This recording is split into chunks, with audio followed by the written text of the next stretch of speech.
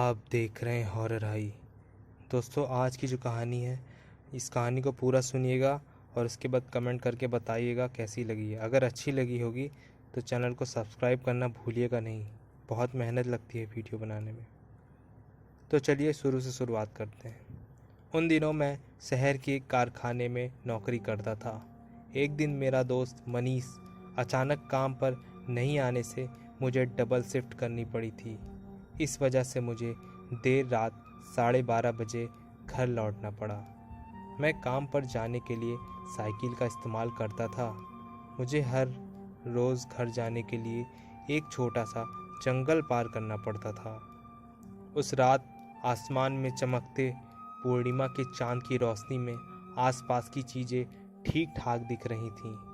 जब मैं जंगल के रास्ते से होकर घर जा रहा था, तभी मैंने पेड़ के नीचे बैठे एक बूढ़े आदमी को देखा। मुझ पर नज़र पड़ते ही वो मुझे अपने पास बुलाने लगा। मैंने उसके पास जाकर साइकिल की ब्रेक लगाई। वो मुझे बोला, बेटा, तुम मुझे गांव में छोड़ दोगे तो तुम्हारे बड़े उपकार होंगे। मैंने पूछा, चाचा, आप इतनी रात गए इस सुनसान जंगल में क्या कर रहे हो? वो बोले, मैं यहाँ पर नया आया हूँ, गांव जाना चाहता हूँ, परंतु रास्ता भटकने की वजह से मुझे कुछ समझ नहीं आ रहा है। मैंने उस रहस्यमय बूढ़े को साइकिल की पिछली सीट पर बिठा लिया और गांव की ओर चल दिया। बहुत देर तक साइकिल पर बैठे व्यक्ति ने कुछ नहीं बोला, तो मैंने ही पूछ लिया, चाचा, आपने अपना नाम नहीं बताया। वो बोले, मेरा नाम है जमाल। नाम बताते वक्त उनकी आवाज़ किसी बहुत भारी मर्द की सुनाई दे रही थी, पर मैंने उस पर कुछ भी ध्यान नहीं दिया। फिर घर जाने की जल्दी में मैंने साइकिल की गति बढ़ा दी थी, पर अचानक साइकिल के पैडल मारना बड़ा ही मुश्किल होने लगा, जैसे कि साइकिल पर 2 नहीं बल्कि 4 आदमी बैठे हों। अचानक बढ़ने वाले वजन से मुझे थकावट महसूस होने लगी। मैं बस साइकिल रोक ही रहा था कि साइकिल फिर से हल्की हो गई थी, मानो साइकिल पर मौजूद सारा वजन हवा में उड़ गया हो। अचानक इतना हल्का महसूस हो रहा था, इसलिए मैंने एक नज़र पीछे मुड़कर चाचा को देखा।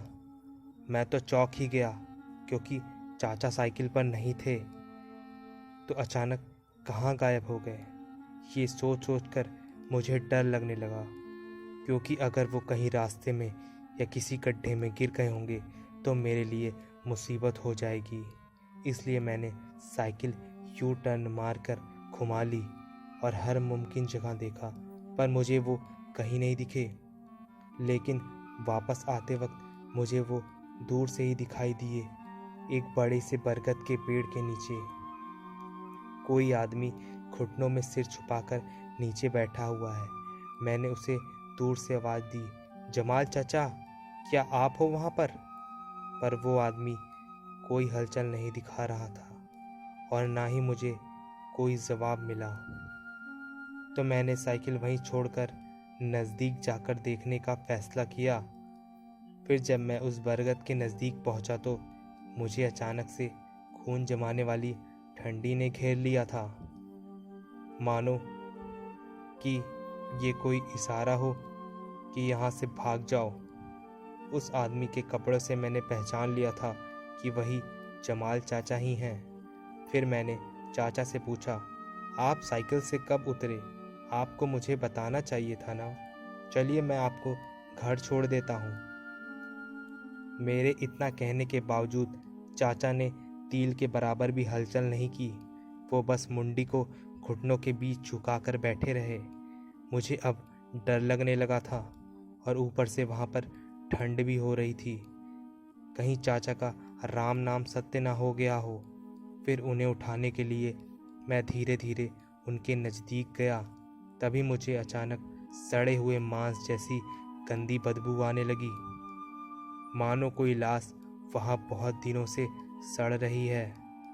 फिर भी सांस को रोककर मैंने चाचा के कंधे पर हाथ रख दिया।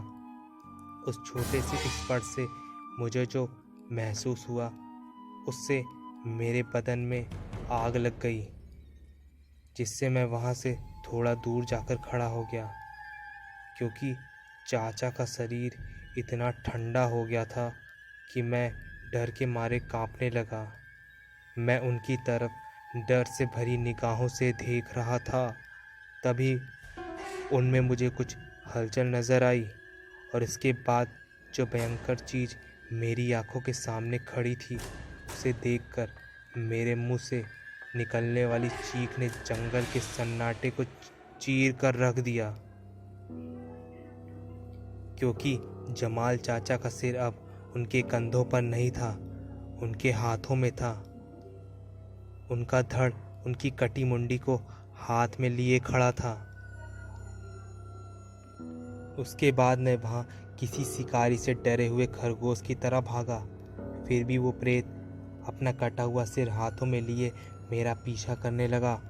मैं तुरंत साइकिल पर बैठा और पूरी जान लगा के पैडल मारने लगा। थोड़ी दूर साइकिल चलाने के बाद भी वो भूत नज़दीक आ रहा था, लेकिन वो रात मानो शैतान की थी, इसलिए ऐन मौके पर ही मेरी साइकिल की चैन उतर गई। अब बस मेरी फटके हाथ में आ चुकी थी। मैंने साइकिल और साइकिल पे लटकाया हुआ मेरी टिफ़िन वहीं पर छोड़ दिया और अपने प्राण एक मुट्ठी में समेटकर गांव की ओर तेज़ी से भागा। और जब मैंने गांव के गेट के अंदर कदम रखा और एक नज़र पीछे देखा तो उस शैतानी बला ने मेरा पीछा करना बंद कर दिया था। वो भयानक बरगद का खबीज मुझे देखता ही रहा, क्योंकि गांव के प्रवेश द्वार के सामने श्री हनुमान जी का मंदिर था और भूत प्रेतों की क्या औकात है श्री बजरंगबली महाराज के सामने कि वो टिक पाएं। तो चलिए इसी बात पे, अगर बजरंगबली के आप लोग सच्चे भक्त हों तो चैनल को सब्सक्राइब कर दीजिएगा। प्रेत में इतनी ताकत नहीं थी कि वो उसके आगे कदम रख सके। मिलते हैं कल एक नई कहानी के साथ। अगर ये कहानी अच्छी लगी हो तो चैनल को सब्सक्राइब करना भूलिएगा नहीं। सब्सक्राइब बटन बना है, उसको ज़रूर सब्सक्राइब करके जाइएगा। चलिए मिलते हैं कल एक नई कहानी के साथ। तब तक आप सभी का दिन शुभ हो।